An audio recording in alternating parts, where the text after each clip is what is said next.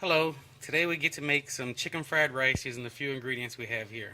We have bean sprouts, boneless skinless chicken breast, sugar snap peas, an onion, a couple pieces of celery, a couple carrots, about a cup of white rice prepared already, and some soy sauce. When handling raw meats, you want to do those after your raw vegetables to avoid cross-contamination. And a couple of these vegetables we do need to cut up a bit. The way you cut your vegetables makes a big difference in how it's going to cook. If you wanted to do big pieces, I would, especially if you're doing Chinese food, I would suggest doing it at an angle. And cut at a steep angle and do thin slices. Using my finger as a guide, keep the blade from cutting me. We get some pretty elongated thin slices. But for today's purposes, I'm going to dice my vegetables so it'll cook faster.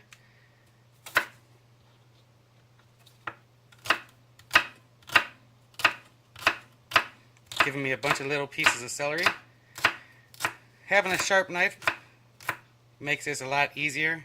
A dull knife, especially cutting through things like carrots and celery, they tend to be harder. And refight the blade, cut it in half, cut it in two pieces, and then little pieces. Okay, and then for the onion, cut it in half. If you want to do bigger pieces of onion, I would make like wedges. And like I said, a sharp knife pushes right through it.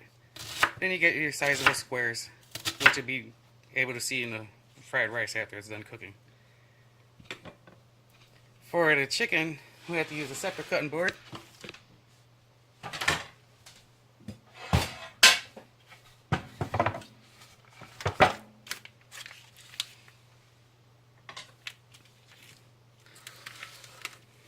I'll wash my knife before finishing my vegetables. Now you can cook the chicken beforehand. Having cooked chicken does make it go a lot quicker. I'm gonna just cut my chicken into little pieces.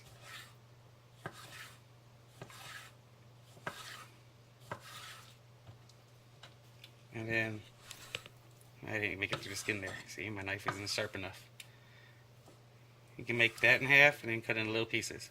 We're just looking for little bite-sized pieces to mix in with the rice. Okay, well, let me finish doing all my cutting and prepping, and then I'll meet you at the hot pan. See you in a second.